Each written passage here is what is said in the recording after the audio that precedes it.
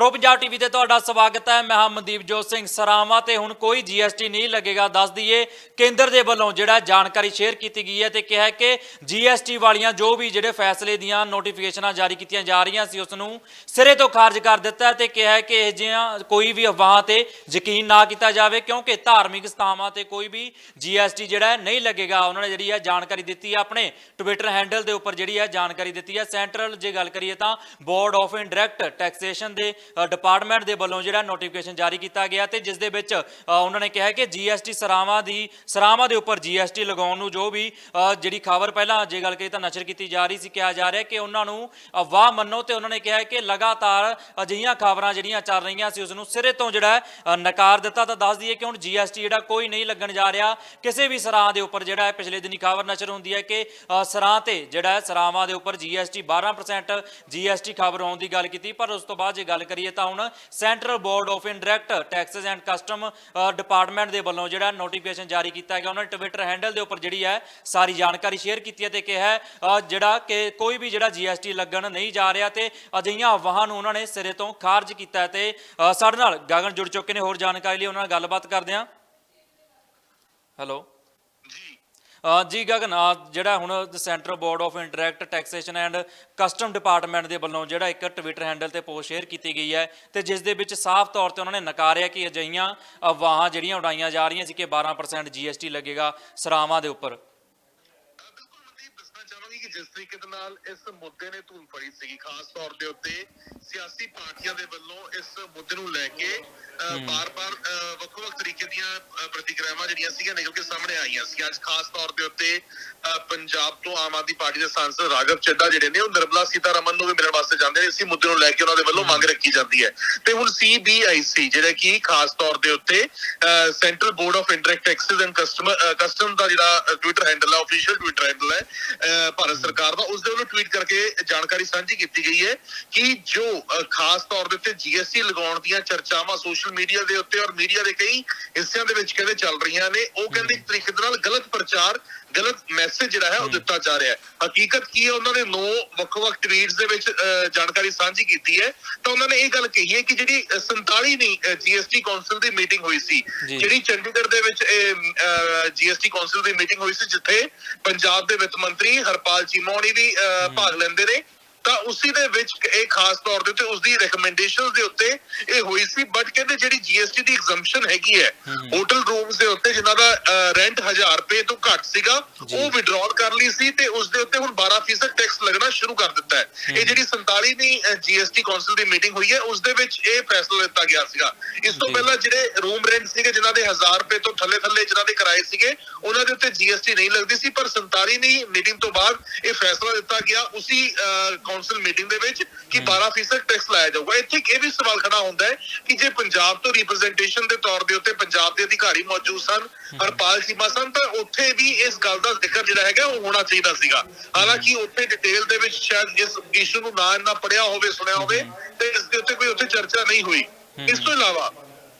ਨਾਲ ਹੀ ਮੈਂ ਟਵੀਟ ਦੇ ਵਿੱਚ ਜਾਣਕਾਰੀ ਸਾਂਝੀ ਕੀਤੀ ਹੈ ਕਿ ਇਸ ਤੋਂ ਪਹਿਲਾਂ ਵੀ ਐਗਜ਼ੈਂਪਸ਼ਨ ਜਿਹੜੀ ਸੀਗੀ ਉਹ ਚਲਦੀ ਹੋਈ ਨਜ਼ਰ ਆ ਰਹੀ ਸੀ ਜਿਹੜੇ ਰਿਲੀਜੀਅਸ ਔਰ ਜਾਂ ਖਾਸ ਤੌਰ ਦੇ ਉੱਤੇ ਚੈਰੀਟੇਬਲ ਟਰਸਟ ਹੈਗੇ ਨੇ ਜਿਸ ਦੇ ਵਿੱਚ 1000 ਰੁਪਏ ਕਿਸੇ ਕਮਰੇ ਦਾ ਕਿਰਾਇਆ ਜਾਂ ਉਸ ਤੋਂ ਘੱਟ ਹੈਗਾ ਤਾਂ ਉਹ ਇਹ ਐਗਜ਼ੈਂਪਸ਼ਨ ਦੇ ਵਿੱਚ ਆਉਂਦੇ ਨੇ। ਇਹ ਆਰਟੀਕਲ ਜਿਹੜਾ ਨੋਟੀਫਿਕੇਸ਼ਨ 2017 ਦਾ ਹੈਗਾ, ਨੋਟੀਫਿਕੇਸ਼ਨ ਨੰਬਰ 12/2017 TTR, ਤਾਂ ਇਹ ਕਹਿੰਦੇ ਕਿ ਉਦੋਂ ਤੋਂ ਹੀ ਐਗਜ਼ੈਂਪਸ਼ਨ ਜਿਹੜੀ ਹੈਗੀ ਪਾਈ ਗਈ ਸੀਗੀ ਕਿ ਜੇ ਕੋਈ ਧਾਰਮਿਕ ਥਾਂ ਹੈਗੀ ਹੈ ਜਿਸ ਦਾ ਕਿਰਾਇਆ 1000 ਰੁਪਏ ਜਾਂ 1000 ਰੁਪਏ ਤੋਂ ਘੱਟ ਹੈਗਾ ਉਹ ਇਸ ਦੇ ਵਿੱਚ ਨਹੀਂ ਆਊਗਾ, ਉਹ ਇਸ ਸਲੈਬ ਦੇ ਵਿੱਚ ਨਹੀਂ ਆਊਗਾ, ਯਾਨੀ ਕਿ ਉਸਦੇ ਉੱਤੇ ਐਗਜ਼ੈਂਪਸ਼ਨ ਨਹੀਂ ਲੱਗੂਗੀ। ਪਰ ਕਹਿੰਦੇ ਕਿ ਇਹ ਅਸੀਂ ਜਦੋਂ ਇਹ ਜੀਐਸਟੀ ਕੌਂਸਲ ਦੀ ਮੀਟਿੰਗ ਹੋਈ ਉਸ ਤੋਂ ਬਾਅਦ ਇਹ ਚੀਜ਼ ਖਾਸ ਤੌਰ ਦੇ ਉੱਤੇ ਲੋਕਾਂ ਦੇ ਧਿਆਨ ਦੇ ਵਿੱਚ ਆਈ ਤਾਂ ਕਹਿੰਦੇ 3 ਸਰਾਵਾਂ ਨੇ ਆਪਣੇ ਤੌਰ ਦੇ ਉੱਤੇ ਜਿਹੜੇ ਜੀਐਸਟੀ ਹੈ ਉਹ ਭਰਨਾ ਸ਼ੁਰੂ ਕਰ ਦਿੱਤਾ। ਟਵਿੱਟਰ ਤੇ ਉਹਨਾਂ ਨੇ ਸਰਾਵਾਂ ਦੇ ਨਾਮ ਵੀ ਸਾਂਝੇ ਕੀਤੇ ਨੇ। ਬਿਲਕੁਲ, ਮੈਂ ਉਹੀ ਮੈਂ ਸਾਂਝੇ ਕਰ ਰਿਹਾ। ਉਹਨਾਂ ਨੇ ਟਵਿੱਟਰ ਦੇ ਉੱਤੇ 3 ਸਰਾਵਾਂ ਦੇ ਨਾਮ ਸਾਂਝੇ ਕੀਤੇ ਜਿਹੜੇ ਐਸਜੀਪੀਸੀ ਜਿਹੜੀ ਹੈ ਉਹਨਾਂ ਨੂੰ ਮੈਨੇਜ ਕਰ ਰਹੀ ਹੈ। ਗੁਰੂ ਗੋਬਿੰਦ ਸਿੰਘ NRI ਸਰਾਂ, ਬਾਬਾ ਦੀਪ ਸਿੰਘ ਨਿਵਾਸ ਤੇ ਮਾਤਾ ਭਾਗ ਕੌਰ ਨਿਵਾਸ। ਕਹਿੰਦੇ ਹਾਲਾਂਕਿ ਇਹਨਾਂ ਨੂੰ ਕੋਈ ਨੋਟਿਸ ਨਹੀਂ ਗਿਆ, ਇਹਨਾਂ ਨੂੰ ਕੋਈ ਵੀ ਜਿਹੜਾ ਲੈਟਰ ਨਹੀਂ ਗਿਆ, ਇਹਨਾਂ ਦੇ ਵੱਲੋਂ ਆਪਣੇ ਤੌਰ ਦੇ ਉੱਤੇ ਹੀ ਜੋ ਜੀਐਸਟੀ ਹੈ ਉਹ ਭਰਨਾ ਸ਼ੁਰੂ ਕਰ ਦਿੱਤਾ ਗਿਆ। ਔਰ ਇਸ ਦੇ ਨਾਲ ਉਹਨਾਂ ਨੇ ਇਹ ਵੀ ਕਿਹਾ ਕਿ in this regard it is to clarify that no notice has been issued to any of these ਸਰਾ, ਯਾਨੀ ਕਿ ਇਹਨਾਂ ਸਰਾਵਾਂ ਨੂੰ ਕੋਈ ਵੀ ਨੋਟਿਸ ਨਹੀਂ ਗਿਆ। ਇਹਨਾਂ ਨੇ ਕਹਿੰਦੇ ਕਿ ਆਪ ਆਪਣੇ ਤੌਰ ਦੇ ਉੱਤੇ ਇਸ ਨੂੰ ਆਪਟ ਕੀਤਾ ਹੈ। ਤੇ ਨਾਲ ਹੀ ਉਹਨਾਂ ਨੇ ਇਹ ਵੀ ਕਿਹਾ ਕਿ ਜਿਹੜੀ ਉੱਪਰਲੀ ਉਹ ਨੋਟੀਫਿਕੇਸ਼ਨ ਹੈ, ਜਿਹੜੀ ਨੋਟੀਫਿਕੇਸ਼ਨ ਨੰਬਰ 12/2017 CTR ਹੈ, ਤਾਂ ਕਹਿੰਦੇ ਉਸ ਦੇ ਸੰਦਰਭ ਦੇ ਵਿੱਚ ਉਸ ਨੂੰ ਲੈ ਕੇ ਇਹ ਜਿਹੜੀਆਂ ਸਰਾਵਾਂ ਨੇ ਇਹ ਆਪਣੇ ਆਪ ਦੇ ਵਿੱਚ ਇਸ ਸਲੈਬ ਦੇ ਵਿੱਚੋਂ ਬਾਹਰ ਆ ਸਕਦੀ ਹੈ, ਯਾਨੀ ਇਹਨਾਂ ਨੂੰ ਐਗਜ਼ੈਂਪਸ਼ਨ ਹੈਗੀ ਹੈ। ਪਰ ਕਹਿੰਦੇ ਪ੍ਰਚਾਰ ਇਸ ਤਰੀਕੇ ਨਾਲ ਕੀਤਾ ਜਾ ਰਿਹਾ ਔਰ ਕਈਆਂ ਨੇ ਆਪਣੇ ਤੌਰ ਦੇ ਉੱਤੇ ਜਿਹੜੀ ਹੈ ਉਹ ਭਰਨੀ ਸ਼ੁਰੂ ਕਰ ਦਿੱਤੀ। ਇਸ ਕਰਕੇ ਇਸ ਮੁੱਦੇ ਨੂੰ ਜਿਹੜਾ ਹੈਗਾ ਉਹ ਵਧਾਵਾ ਦਿੱਤਾ ਗਿਆ। ਔਰ ਨਾਲ ਹੀ 8ਵਾਂ ਤੇ 9ਵਾਂ ਜਿਹੜਾ ਟਵੀਟ ਹੈਗਾ ਉਸ ਦੇ ਵਿੱਚ ਇਹ ਵੀ ਲਿਖਿਆ ਗਿਆ, ਦਿਸ view has been consistently taken by the center even in the pre-GST regime. State tax authorities may also take the same view in their jurisdiction. और नाल ही मैंने कहा these SRAs managed by SGPC may therefore avail the above stated exemptions in respect of renting of rooms by them. यानी कि उन्होंने पहला भी किया ਜਿਹੜੀ ਤੁਹਾਡੀ jurisdiction ਦੇ ਵਿੱਚ ਇਹ ਆਉਂਦੀਆਂ ਸਟੇਟ ਦੀਆਂ ਸਰਕਾਰਾਂ ਦੇ ਤਾਂ SGPC ਜਿਹੜੀ ਹੈਗੀ ਇਸ ਦੇ ਵਿੱਚੋਂ ਐਗਜ਼ੈਂਪਸ਼ਨ ਲੈ ਸਕਦੀ ਹੈ। ਪਰ ਕਿਉਂ SGPC ਦੇ ਵੱਲੋਂ ਇਸ ਤਰੀਕੇ ਦਾ ਪ੍ਰੈਸ ਨੋਟ ਜਾਰੀ ਕੀਤਾ ਜਾਂਦਾ ਹੈ, ਕਿਉਂ ਉਹਨਾਂ ਦੇ ਵੱਲੋਂ ਕਿਹਾ ਜਾਂਦਾ ਹੈ ਕਿ ਜੋ ਇਹ GST ਲਾਈ ਗਈ ਹੈ ਇਹ ਮੰਦਭਾਗੀ ਹੈਗੀ ਹੈ, ਇਸ ਨੂੰ ਹਟਾਉਣਾ ਚਾਹੀਦਾ ਹੈ, ਇਹ ਜਜ਼ੀਆ ਟੈਕਸ ਹੈਗਾ, ਤਾਂ ਸੈਂਟਰ ਦੀ ਸਰਕਾਰ ਨੇ ਸਾਫ਼ ਤੌਰ ਦੇ ਉੱਤੇ ਕਹਿ ਦਿੱਤਾ ਹੈ ਕਿ ਸਾਡੇ ਵੱਲੋਂ ਕੋਈ ਵੀ ਨੋਟੀਫਿਕੇਸ਼ਨ ਜਾਰੀ ਨਹੀਂ ਹੋਇਆ, ਨਾ ਹੀ ਅਸੀਂ ਕੋਈ ਨੋਟੀਫਿਕੇਸ਼ਨ ਜਾਰੀ ਕੀਤਾ ਹੈ। ਔਰ ਇਹ ਐਗਜ਼ੈਂਪਸ਼ਨ ਜਿਹੜੀ ਹੈ 2017 ਤੋਂ ਹੈਗੀ ਹੈ। ਤਾਂ ਸਰਾਵਾਂ ਜਿਹੜੀਆਂ ਕਿ 1000 ਰੁਪਏ ਤੋਂ ਘੱਟ ਜਿਨ੍ਹਾਂ ਦੇ ਟੈਰਿਫ ਹੈਗੇ ਜਾਂ ਜਿਨ੍ਹਾਂ ਦੇ 1000 ਰੁਪਏ ਟੈਰਿਫ ਹੈਗਾ ਉਹ ਇਸ ਐਗਜ਼ੈਂਪਸ਼ਨ ਦੇ ਵਿੱਚ ਆਉਂਦੀਆਂ ਨੇ ਔਰ ਉਹਨਾਂ ਨੂੰ GST ਭਰਨ ਦੀ ਲੋੜ ਨਹੀਂ। ਪਰ 3 ਸਰਾਵਾਂ ਦੇ ਵੱਲੋਂ ਆਪਣੇ ਤੌਰ ਦੇ ਉੱਤੇ ਉਹਨਾਂ ਨੂੰ ਕੋਈ ਨੋਟਿਸ ਨਹੀਂ ਗਿਆ, ਕੋਈ ਨੋਟੀਫਿਕੇਸ਼ਨ ਨਹੀਂ ਹੋਈ, ਕੋਈ ਉਹਨਾਂ ਨੂੰ ਮੈਸੇਜ ਨਹੀਂ ਭੇਜਿਆ ਗਿਆ। ਗੁਰੂ ਗੋਬਿੰਦ ਸਿੰਘ NRI ਸਮਰਾ, ਬਾਬਾ ਦੀਪ ਸਿੰਘ ਨਿਵਾਸ ਔਰ ਮਾਤਾ ਭਾਗ ਕੌਰ ਨਿਵਾਸ ਵੱਲੋਂ ਆਪਣੇ ਤੌਰ ਦੇ ਉੱਤੇ ਹੀ ਟੈਕਸ ਜਿਹੜਾ ਉਹ ਮੰਦੀ ਭਰਨਾ ਸ਼ੁਰੂ ਕਰ ਦਿੱਤਾ ਗਿਆ। ਜੀ ਗਗਨ, ਕਿਤੇ ਨਾ ਕਿਤੇ ਇੱਥੇ ਫਿਰ SGPC ਜਾਂ ਸੈਂਟਰ ਦੇ ਵਿਚਕਾਰ ਕੋਈ ਆਪਸੀ ਕਨਫਲਿਕਟ ਦੀ ਗੱਲ ਸਮਝੀਏ ਜਾਂ ਫਿਰ ਇਸ ਨੂੰ ਮਿਸਅੰਡਰਸਟੈਂਡਿੰਗ ਸਮਝੀਏ? ਦੇਖੋ, ਇਸ ਨੂੰ ਮਿਸ ਅੰਡਰਸਟੈਂਡਿੰਗ ਜੇਕਰ ਆਪਾਂ ਕਹੀਏ ਤਾਂ ਉਹ ਜ਼ਿਆਦਾ ਬਿਹਤਰ ਹੋਵੇਗਾ। ਹਾਲਾਂਕਿ ਇਸ ਮੁੱਦੇ ਦੇ ਉੱਤੇ ਬਿਆਨਬਾਜ਼ੀਆਂ ਕਰਨ ਤੋਂ ਸਿਵਾਏ ਜੇਕਰ ਆਪਾਂ ਕਹਿੰਦੇ ਕਿ ਇਸ ਨੂੰ ਡਿਟੇਲ ਦੇ ਵਿੱਚ ਜੇ ਸਿਆਸੀ ਪਾਰਟੀਆਂ ਇਸ ਇਸ਼ੂ ਨੂੰ ਪੜ੍ਹਦੀਆਂ ਤਾਂ ਜ਼ਿਆਦਾ ਬਿਹਤਰ ਹੋਣਾ ਸੀਗਾ। ਸ਼ਾਇਦ ਉਹੀ ਗੱਲ ਹੈ ਕਿ ਸਿਆਸੀ ਲਾਹਾ ਲੈਣ ਦੇ ਲਈ ਜਲਦੀ ਤੋਂ ਜਲਦੀ ਹਰ ਇੱਕ ਸਿਆਸੀ ਪਾਰਟੀ ਨੇ ਕੋਸ਼ਿਸ਼ ਕੀਤੀ ਕਿ ਅਸੀਂ ਇਸ ਦੇ ਉੱਤੇ ਰਿਐਕਟ ਕਰੀਏ, ਅਸੀਂ ਇਸ ਦੇ ਉੱਤੇ ਖਾਸ ਤੌਰ ਦੇ ਉੱਤੇ ਕਮੈਂਟ ਕਰੀਏ ਤਾਂ ਜੋ